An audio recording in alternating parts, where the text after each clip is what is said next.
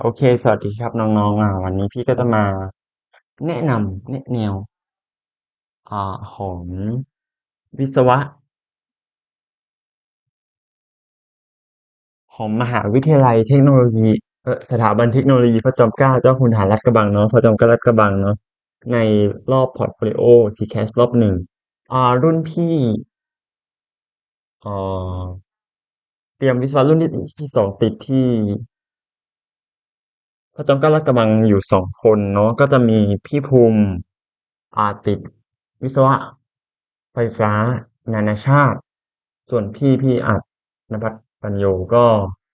เตรียมวิศวกรรมรุ่นที่สองพี่ติดวิศวกรรมมาจากสาขาขนส่งทางรางในโครงการวัดทักษะความรู้เนาะพี่ก็จะมาเจาะจงเฉพาะมหาสถาบันของพี่เนาะก็คือพระจอมเกล้าลาดกระบังเนาะพี่ชื่อพี่อัดบอกไปแล้วพี่ติดวิศวกรรมมาจากสาขาขนส่งทางรางของสจรรุ่นที่13เนาะพี่ก็จะพูดก่อนว่าอ่ะเราต้องเราต้องเริ่มด้วยการเก็บผลงานและการค้นหาตัวเองเนาะก่อนที่เราจะเก็บผลงานได้เราต้องรู้ความสนใจของเราเนาะว่าความสนใจเราคืออะไรสมมติว่าเรามาสายเตรียมวิศวกรรมศาสตร์เนี่ยเราต้องมีความสนใจในด้านคณิตศาสตร์ฟิสิกส์และวิศวกรรมแน่นอนมันต้องมาแบบนี้เราเลือกเตรียมวิศวกรรมเพราะอะไรเพื่อนชวนเหรอหรืออะไรเนาะคือพี่มาสายนี้เพราะอะไรพี่มาเพราะอยากเป็นวิศวกรรมก็แน่นอนอยู่แล้วเนาะพอเรารู้ความสนใจแล้วเราก็สามารถโยงไปที่คณะหรือสาขาได้พี่สนใจคณิตศาสตร์ฟิสิกส์วิศวกรรมศาสตร์ วิศววิศวกรรมศาสตร์เอ่อพี่สนใจในด้านการคมนาคมก็สามารถโยงมาที่คณะสาขาได้พี่ก็คณะวิศวกรรมศาสตร์ขนส่งทางรางก็ได้โยธาก็ได้วิศวกรรมอวกาศก็ได้เนาะ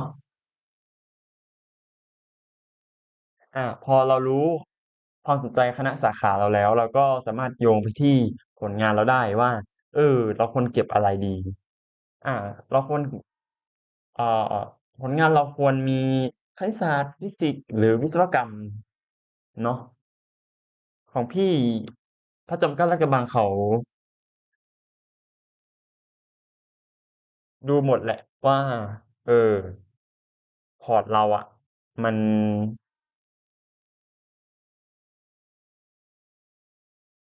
มันเป็นเนื้อหาเกี่ยวกับวิศวกรรมไหมเขาไม่ได้ดูเกี่ยวกับสาขาเลยเนาะว่าโดยเฉพาะสาขาพี่เขาดูก็ถามเนาะอาจารย์ก็จะถามว่าอันนี้ไปทำอะไรมาเหรอเอออันนี้ของโยธาเหรออันนี้ผลงานอะไรอาจารย์ก็จะถามเนาะโอเคแล้วน้องก็พอน้องเก็บผลงานรู้คณะสาขาแล้วเราต้องรู้มหาวิทยาลัยเราจะยื่นด้วยพี่ก็ยื่นมชยื่นพระจอมเกล้าลาดกระบังไปอ่ะมพะเยาโควต้าคุณแนวเนาะแม่โจ้พี่ก็ยื่นเกรดอ่าประมาณนี้พี่ติดสี่ที่ยกเว้นมช ก็น้องก็สามารถรู้ว่าน้องสามารถเรียนต่อระดับปริญญาตรีอะไรบ้างก็คณะสาขาอะไรเออตามนั้นหน้าต่อไปต่อมาการดูข้อมูลของคณะสาขาเนาะก็เราก็มาดูที่เว็บไซต์ของ admission.reg.kmitl.ac.th เนาะหรือพิมพ์ใน Google ว่า KMITL admission หรือพระจอมเกล้าลาดกระบัง admission ก็ได้ QR code นี้ก็ได้สแกนนี้ก็ได้สถาบันเทคโนโลยีพระจอมเกล้าคลิกอันแรกไปต่อมาการที่เรามาจะสมัครเราก็ต้องรู้ว่าอืมสิ่งที่เราต้องเตรียมคืออะไรบ้างเราก็ค้นหาคณะวิศวกรรมศาสตร์หรือคณะสาขาได้เลยว่าเราจะเข้าอะไรเนาะแล้วก็เลือกดูโครงการที่สนใจเนาะแล้วกดดูประกาศรับสมัครด้วยโครงการก็จะมีประมาณ5โครงการของวิศวกรรมเนาะ เราดูโครงการด้วยแนะนำให้ดูประกาศรับสมัครก่อนที่จะสมัครเนาะกดเข้าไปดูมันก็จะมันก็จะบอกว่าเนี่ยแป๊บหนึงไม่ถนัดเนี่ยเนี่ยวิศวกรรมไฟฟ้าเนี่ยรับกี่คน90 คนโดยปกติเขาจะรับนี่ระบุจำนวนการรับแต่เขาจะรับเกินรับเพิ่มอีก10 คนเพราะว่าเผื่อน้องจะสละสิทธิ์นี้ไงนี่ก็แบบเนี่ยอันนี้ของปีพี่เนาะปี68อ่ะพี่ขนส่งทางรางพี่เป็น1 ใน 30 คนก็โครงการก็จะมีตามนี้แหละเนี่ยน้องก็ไปอ่านในประกาศรับสมัครเอาแล้วกันกำหนดการของน้องมีมาให้ว่าสมัครได้ตั้งแต่เท่าไหร่วันไหนถึงบัตรนี้ก็คือตั้งแต่ตอนนั้นแหละถึงเขาก็จะรับถึงธันวาเนาะชำระเงินก็วันสุดท้ายก็ธันวาเหมือนกันนะแต่ของน้องไม่รู้จะวันที่เท่าไหร่เนาะเนี่ยเห็นไหมเขาก็จะดึงข้อสอบที่เอ่อผลสอบที่แกที่แพท3มาจากทปอเขาก็ใช้ด้วยเนาะแล้วก็ประกาศรายชื่อต่อมาแล้วก็สัมภาษณ์ที่คณะวิศวกรรมศาสตร์ของพระจอมเกล้าลาดกระบังออนไซต์ไปที่พระจอมเกล้าลาดกระบังที่กรุงเทพที่ลาดกระบังเลยแล้วเขาก็จะประกาศรายชื่อนะแล้วก็ไปยืนยันสิทธิ์ใน TCAT ด้วยแล้วก็อืม ในใบประกาศรับสมัครก็จะมีช่องยื่นผลงานเนาะใน Google Form เขาก็มีเนี่ยโครงการเนี่ยโครงการพี่ยื่นเป็นโครงการผลการทดสอบวัดความรู้ทางวิชาการนี่พี่ก็ส่งไปแล้วก็พี่อีก2 คนพี่ฟุกกับอ่ากาฟิลก็ส่งโครงการที่4ก็คือการเรียนดีช้างเผือกกลุ่มโรงเรียนสายสามัญเขาไม่ได้ไม่ติดนะเขาก็คือ1 ใน 50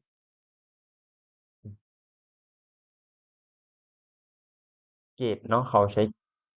เกรด5หนึ่งอันดับ1 ถึง 50ของสายวิทย์คณิตของโรงเรียนเราเนาะพี่ขอเสริมในด้านของสภาวิศวกรเนาะก็คือการรับรองหลักสูตรวิศวกรรมควบคุมหมายถึงอะไรถ้าน้องจบสมมติสภาวิศวกรรมสภาวิศวกรรมโยธาไม่ได้สภาวิศวกรไม่ได้รับรองหลักสูตรถ้าน้องจบไปคือน้องไม่สามารถเป็นวิศวกรโยธาได้เนื่องจากสภาวิศวกรจะเป็นผู้ออกใบอนุญาตเนาะทำงานก็คือเป็น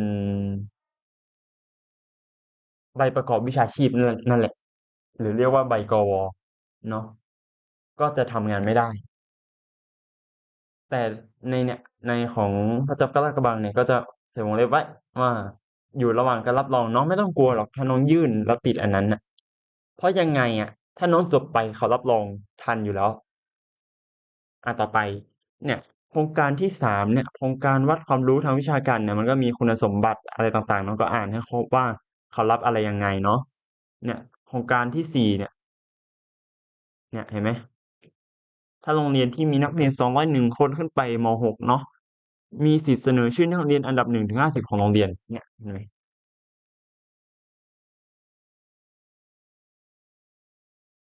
อ่ะอันนี้คือคะแนนของพี่ที่เก็บทีแพท3ทีแพท5มาไงไม่รู้พี่สอบเป็นงั้นแหละเนี่ยนี่เนาะที่พี่คะแนนไม่ได้ดีอะไรมากหรอกไม่ได้อ่านหนังสือพี่ไม่ได้อ่านเลยสอบเดือนธันวาเนาะที่แกตที่แพทคะแนนที่ได้คะแนนทีแกตรวมพี่ได้61.805เปอร์เซ็นต์ไทก็82เนี่ยค่าเฉลี่ย49พี่ก็เกินมาเนี่ยเห็นไหมอังกฤษพี่ไม่ค่อยทันเนี่ยพี่ก็เกินค่าเฉลี่ยหมดเลยเนี่ยเห็นไหมไม่ได้อ่านหนังสือเรื่องจริงอันนี้ไงพี่ถนัดทีแกต 2ง่ายมากถ้าน้องแบบ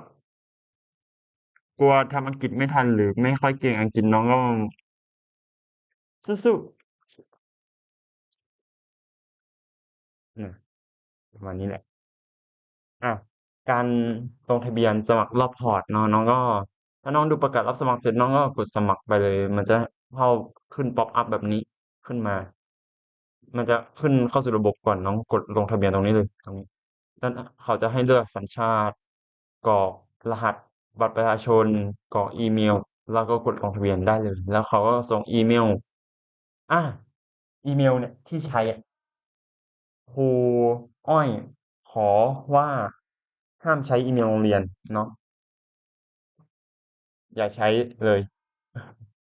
ใช้อีเมลส่วนตัวของเรานั่นแหละในการจำเนาะจะได้ง่ายเผื่อแบบเอ้าอีเมลอยู่ไหนไม่ใช่ดิข้อความเขาทำไมเขาไม่ส่งมาให้เราประมาณนี้อืมเขาก็ส่งลิงก์เนี่ยหน้าประมาณเนี้ยในอีเมลเห็นไหมมันจะ KMITL เนี่ยน้องก็ค้นหาดูส่งเนี่ยตั้งรหัสผ่านมาเนี่ย แล้วน้องกดเข้ามาเนาะเขาก็ให้ตั้งรหัสผ่านนะตั้งง่ายๆเลยก็ได้ไม่ต้องห่วงหรอกเสร็จแล้วกรอกข้อมูลเสร็จแล้วเรามากรอกข้อมูลผู้สมัครเนาะกรอกชื่อคำนำหน้าชื่อสกุลไทยอังกฤษเนาะสัญชาติกรอกเบอร์โทรอีเมลแล้วก็วันเดือนปีเกิดเป็นคศเนาะแล้วก็กรอกข้อมูลโรงเรียนกรอกเลยว่าในประเทศไทยเชียงใหม่ดาราวิทยาลัยประเภทมัธยมโปรแกรมวิทย์คณิตแล้วก็กำลังศึกษาม.6แล้วก็ GPA 5เทอมเพราะว่าตอนนั้นน้องก็จะไปขอปพได้แล้วแหละธันวาแล้วก็ใส่เกรดที่น้อง5เทอมอะเกรดเฉลี่ยสะสม5เทอมอะก็ใส่ไปแล้วกดบันทึกไปอะ เสร็จแล้วพอกรอกข้อมูลเสร็จแล้วเราก็มากดสมัครอีกรอบมันโดยเฉพาะการยืนยันสมัครเนี่ยของคณะวิศวกรรมศาสตร์ของพระจอมเกล้าลาดกระบัง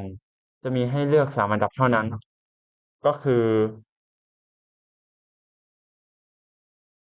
โอเคของคณะวิศวกรรมเท่านั้นเนาะจะมีให้เลือก3อันดับส่วนคณะอื่นของพระจอมเกล้าลาดกระบังมีให้เลือกอันดับเดียวแค่อันเดียวถ้าเป็นวิศวกรรมเนี่ยโอกาสเยอะมากเลยมันมี3 อันดับ น้องก็อ่านหนังสือเยอะๆถ้าน้องจะยื่นโครงการที่3อะแต่พี่ไม่รู้อะทำไมได้อะงงอะก็เลือกอันดับเสร็จแล้วก็กดสมัครได้เลยเนาะว่าอันดับ1เป็นอะไรอันดับ2เป็นอะไรน้องก็เลือกจากน้องอยากเข้ามากที่สุดลองลงมาอ่านต่อมาอ่ะพอสมัครเสร็จแล้วมันก็มาหน้าเนี้ย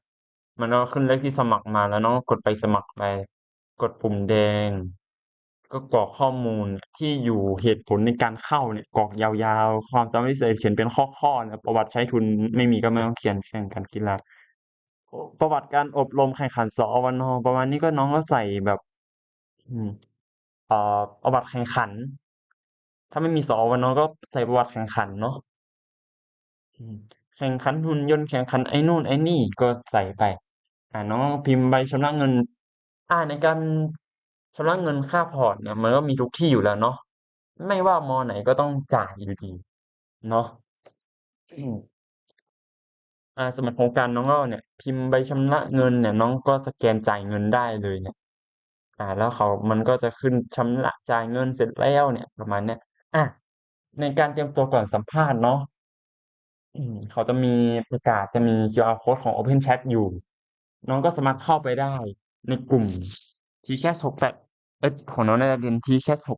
7071ก็ว่ากันไปเนาะของวิศวะลาดกระบังเนี่ย เขาก็จะส่งคุยกันของวิศวะเท่านั้นก็คุยกันว่าต่อไปจะทำอะไรไม่ใช่ต่อไปเราควรทำอะไรบ้างต่อไปรุ่นรุ่นพี่ก็จะอยู่ในกลุ่มนั้นแหละก็สามารถนี่น้องได้ก็แล้วก็มีกลุ่มแยกด้วยสำหรับอืมแต่ละสาขาคณะในของพี่ก็มีตัวอย่างพอร์ตรอบ1ของรุ่นพี่ก็มาให้ดูเนี่ย รุ่นพี่ก็จะมีคำแนะนำแล้วก็คำถามที่น้องอาจจะโดนถามได้ อ่ะพอเราสอบทีแกตทีแพดเสร็จแล้วตามวันที่เขาจะประกาศผู้มีสิทธิสัมภาษณ์เนาะน้องก็กดเนี่ยรวมประกาศปริญญาตรีน้องก็กดเนี่ยหรือกดดูประกาศตรงนี้ได้กด TCAS รอบที่หนึ่ง เนี่ยน้องพิมพ์คณะวิศวกรรมศาสตร์กดตรงนี้ผู้มีสิทธิสอบสัมภาษณ์เนี่ยตรงเนี้ยน้องก็กดรายละเอียดตรงนี้เลยกดป้ายนี่แล้วเราก็เลื่อนหาชื่อตัวเองนายณภัทรปัญโยขนส่งทางรางกลุ่มที่หนึ่งเจอแล้วเราก็เตรียมตัวไปสัมภาษณ์เนาะถ้าน้องโหทีเด็ดเลยพี่จะไปสัมภาษณ์ที่พระจอมเกล้าลาดกระบังวันนั้นแบบ วันก่อนสัมภาษณ์เนาะพี่วันนั้นเป็นวันสอบปลายภาคเลยวันสุดท้าย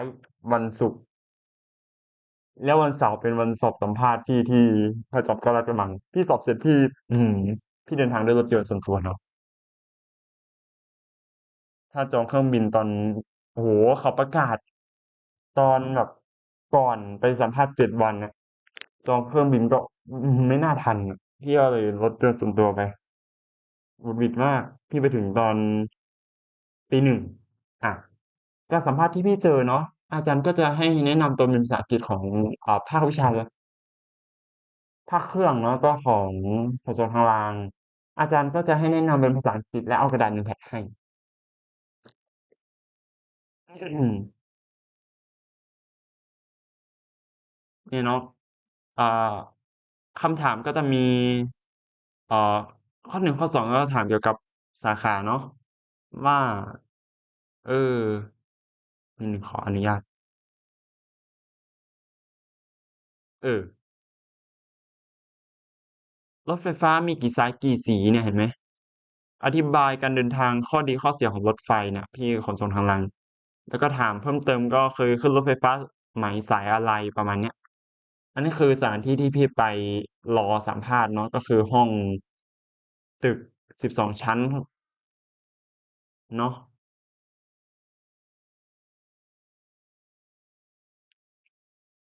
หรือตึกโหลข้อ 3 ข้อ 4ก็ถามฟิสิกส์การแตกเขียนแรงกระทำเนาะของพี่เป็นรูปเนี่ยกำแพงวัตถุหนึ่งเนี่ยน้องเขียนเลยว่ามี mg มีอะไรกับกำแพงมีอะไรบ้างนู่นนี่นั่นเนาะน้องก็เขียนไปเลยที่พี่โดนโอ้โหแล้วก็คำถามความเร็วความเร่งของโอ้โหน้องก็เรียนครูเบนนะส่วนใหญ่ก็เป็นมอสิเนาะ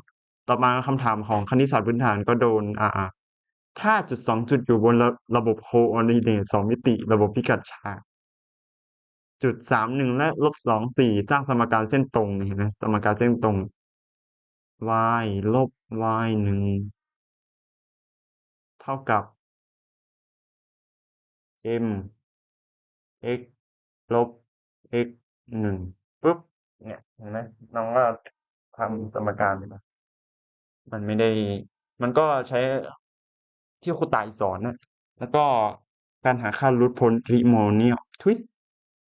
รูทโพลิโนเมียลเนาะถูกแล้วของพหุนามก็คือการแยกตัวประกอบนั่นเอง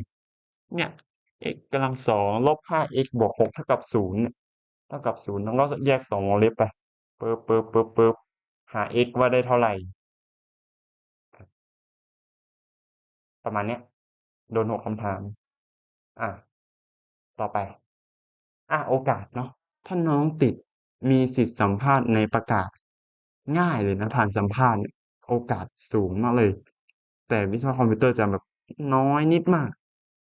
อืมโอกาสเฉลี่ยที่เราติดคณะวิศวกรรมศาสตร์ของพระจอมเกล้าลาดกระบังก็มีประมาณ64.24%อ่ะถ้าน้องดูเนี่ยวิศวกรรมศาสตร์เครื่องกลไฟฟ้าสื่อสารเครือข่ายเกษตรอัจฉริยะเนี่ยแต่เนี่ย IoT อวกาศและภูมิสารสนเทศเนี่ยชื่อแปลกๆไหมไม่เคยรู้จักไหมเนี่ยการผลิตเชิงบูรณาการเซมิคอนดักเตอร์เนี่ยแมคคาทรอนิกและระบบวัดคุมออโตเมชันเนี่ยรู้จักไหมก็จะมีคณะสาขาแปลกๆใหม่ๆที่น้องไม่เคยได้ยินการเตรียมตัวเนาะ การศึกษาข้อมูลรับสมัครน้องต้องศึกษาให้ละเอียดเนาะเว็บไซต์ดูสาขาที่เปิดรับรอบพอร์ตคุณสมบัติเกียรติขั้นต่ำอะไรต่างๆจำนวนรับเกณฑ์ต่างๆเนาะสิ่งเตรียมตัวก็ต้องเตรียมตัวตามเนี้ยอืมฝึกตอบคำถามเนี่ยศึกษาข้อมูลโดยน้องต้องแบบอันนี้ก็ติดตามรับสมัครด้วยติดตามประกาศด้วยอันนี้ก็ต้องพูดเป็นธรรมชาติไม่ต้องไม่ไม่ท่องจำน้องถ้าน้องก็ต้องพูดเป็นธรรมชาติเนาะบุคลิกต้องดีสำรวมมารยาทสำคัญที่สุดต่อไปการทำพอร์ตอืมสจรแฟ้มสะสมผลงานพอร์ตไม่จำกัดหน้าเพราะว่าเราต้องพิมพ์เป็นเปเปอร์ไปเป็นเล่มไปโครงสร้างพอร์ตโดยทั่วไปเนาะหน้าหนึ่งหน้าสองแล้วก็มีหน้าปกละ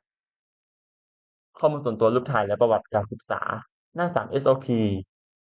หน้าสี่เป็นต้นไปเราก็ใส่ผลงานเด่นของเราใส่เข้าไปง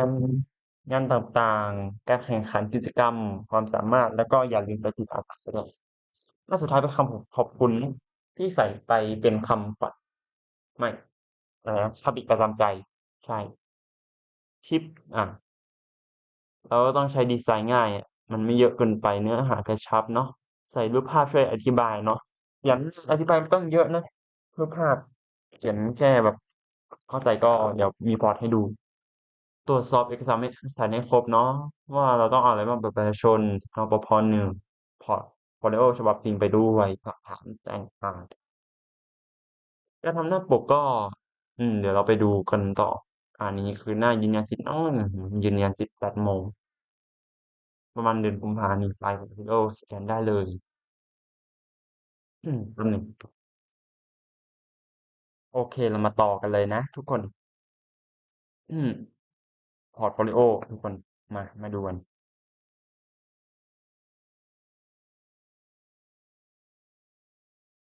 อืมอ่ะพอร์ตโฟลิโอที่ดีต้องมีอะไรบ้าง อ่ามันจะต้องมีนี่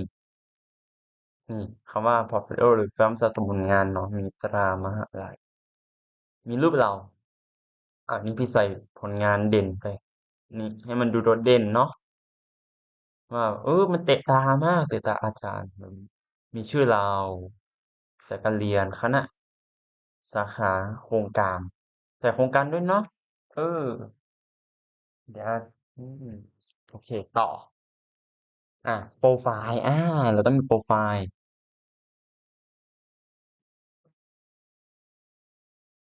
อ่าแล้วใส่เลยชื่อรูปภาพเนาะ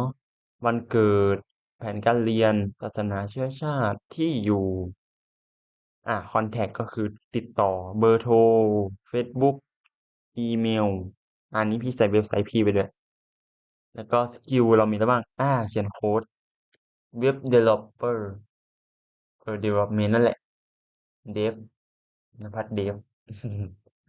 Tinkercad ที่พ่อรุณสอน Arduino Blender Drafting ก็คือเขียนแบบมีจิตอาสา Hobby มีร่างว่าเนี่ยน้องทำอะไรบ้างนะช่วงว่างๆพี่นะลุยโจทย์อ่านหนังสือ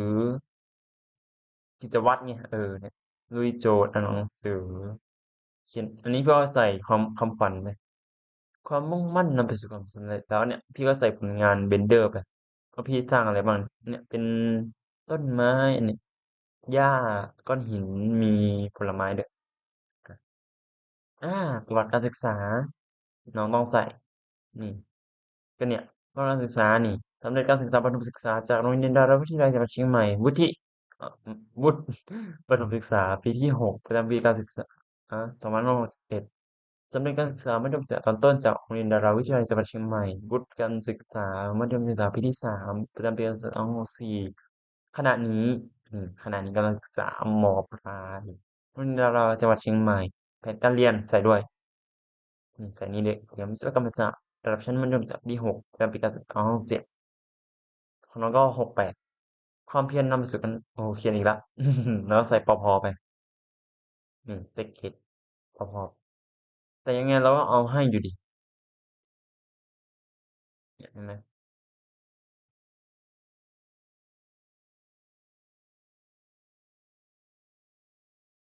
ใส่ไปต่อไปด้านหลังนี่เห็นไหมผลการเรียนภาษาไทย3.5คณิต4วิทย์3.5อะไรประมาณนี้นะสมองนี่เราต้องใส่นี้ด้วยนี่ CPAT คะแนนเฉลี่ย5เทอมสารคณิตวิทย์ใส่ไปไปหน้าต่อไปกันทุกคนนี่ SOP ใส่ไปตัวอย่างของพี่ข้าพเจ้าทุยเจ้าเลือกคณะวิศวกรรมศาสตร์เพราะอะไรใส่ไปทำอะไรบ้างเคยร่วมอะไรบ้างมีพี่หางานหุ่นยนต์เนาะอะไรพี่ก็มีความสนใจคณะสาขานี้ของสถาของพระจอมเกล้าลาดกระบังขีดเส้นใต้ด้วยอืมแล้วก็ผมเลือกอันนี้เพราะอะไรและจะอนาคตจะเอาไปทำอะไรเนี่ยใช่ไหมอะไรเนี่ย ผมมีความมุ่งมั่นที่จะเรียนรู้และพัฒนาตนเองในทุกๆด้าน โดยเฉพาะในสาขาที่ผมสนใจ ตั้งใจที่จะนำความรู้และทักษะมาใช้แก้ปัญหาวิศวกรรมในชีวิตจริงเพื่อให้สามารถสร้างสรรค์ผลงานที่เป็นประโยชน์และยั่งยืนต่อสังคมประมาณนี้ของพี่เนาะภาษาพี่ส่ง SOP ไปครูก็แบบชมอยู่นะพี่ก็แต่งผลงานระดับประเทศลองเรียงเลย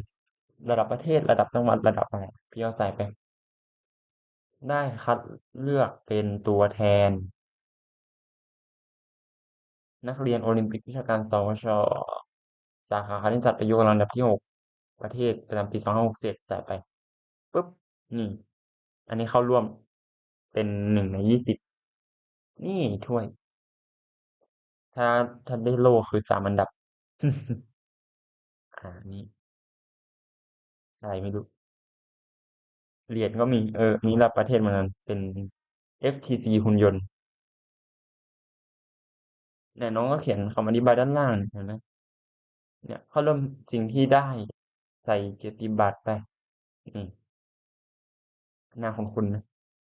ต่อ ผลงานกิตติบัตรก็ใส่เลยนี่พี่ใส่มันไม่ตรงนะไม่ตรงคณะบีบาสของไอทีคณะไอทีนะของลาดกระบังแต่มันเป็นของลาดกระบังนะผมพี่ก็เลยใส่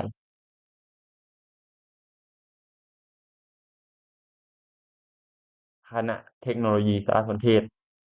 พี่ยืนวิศวะนี่ไงแล้วใส่ไปได้เนี่ยไปแข่งอะไรเนี่ย180 IQแล้วใส่ไปเนี่ยน้องเนี่ยไปเรียนไทย MOC เนี่ย ของกระทรวงอุดมศึกษาเนี่ยน้องก็ใส่ไปผ่าเนี่ยไปเรียนวิศวกรรมให้สัตว์วิศวกรรมก็ได้ถ้าผ่านเนี่ยผ่านการเรียนเนี่ยแล้วสอบด้วยเนี่ยน้องไปของที่ครูพาไปไปมอต่างๆเนาะไปมอชอไปมอแม่โจ้อืมที่ครูพาไปเนาะวิศวะเนี่ยสายวิศวะก็ใส่ไปได้ ยิ่งดีใส่ไปนี่พี่ก็ฝึกงานประสบการณ์ด้านวิศวกรรมพี่ก็ใส่ไปอาจารย์ก็ถามว่าซิวิลเหรอก็ใช่ไงก็คือคนไม่ใช่โยธาเนี่ยก็มีใบรับรองนะใบรับรองการฝึกงานลายเซ็นใครเอ่ยลายเซ็นนายกโอ้โหอืมไปฝึกงานที่ลำพูนโอ้โหลูกเห็นไหมตึ๊ดตึ๊ดตึ๊ดตึ๊ดตึ๊ดหน้าต่อไปก็ผลงานวิศวกรรมเนี่ยที่ควรลุ้นให้ทำเนี่ยก็ของ เนี่ย Tinkercad ก็ใส่ไปได้ใส่เนี่ย Blender เนี่ยใส่เขียนแบบเนี่ยใส่ไปได้เลยปึ๊บก็ใส่เนี่ยกิจกรรมจิตอาสาพี่เป็นชมรมห้องเรียนสีเขียวพี่ก็ใส่ไปเนี่ยเห็นไหมเนี่ยหน้าสุดท้าย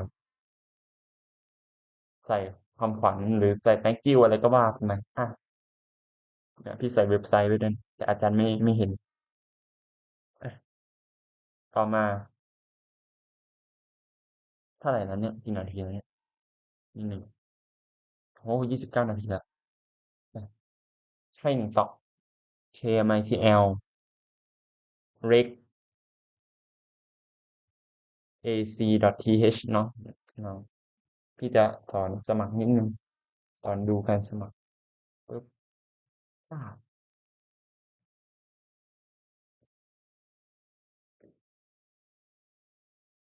อืมอ้าวทำไมหน้าจอหายปึ๊บ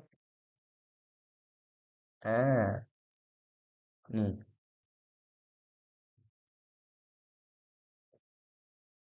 ขอสมัครนิดนึงเนี่ยสมัครปริญญาตรีก็กดไป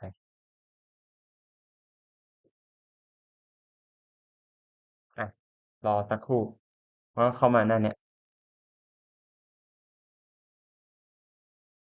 โลโก้อืมขอปิดโลโก้ดารา ESC นิดนึงดารา Engineering เนี่ยซูมได้ไหมเนี่ยไม่เห็น เนี่ยน้องกดหลักสูตรปริญญาตรีเนี่ยตอนนี้มันเหลือ1 รายการเพราะว่าอืมมันรอบ 3ไงตอนพี่อัดเนี่ยน้องก็มีเนี่ยรับสมัครเนี่ยรอบ 1 2 3เนี่ยกำหนดการอะไรต่างๆเนี่ยน้องกดเข้าสู่ระบบตามที่พี่บอกเนี่ยลงทะเบียนเนาะสร้างบัญชีอืม info ดอท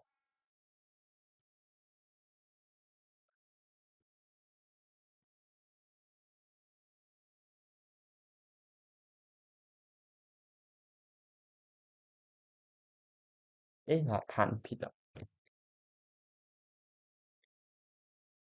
อะไรเนี่ยอีเมลผิดเหรอ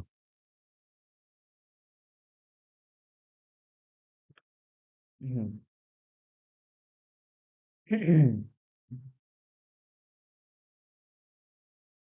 อ้าวป้าบ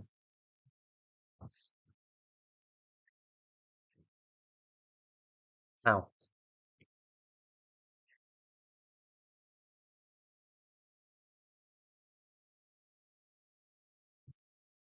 งั้นน้องก็ใส่ไปโอ้โห ประมาณนี้แหละน้องก็มาอ่านสมมติรอบ 1คณะวิศวกรรมเนาะมันจะขึ้นมาแบบเนี้ยประกาศรับสมัคร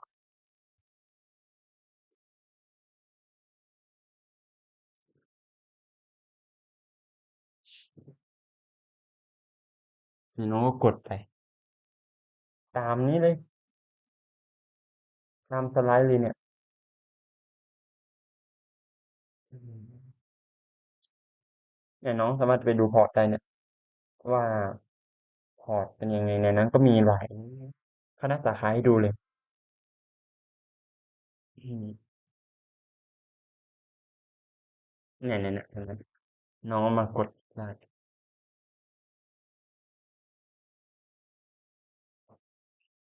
โอเคถ้าจอมเกล้าลาดกระบังก็น่าจะมีแค่นี้แหละเนาะก็ พี่ก็จะแนะนำแค่นั้นแหละอ่าการออนไซต์น้องก็ปริ้นพอร์ตไปด้วยแค่นี้แหละ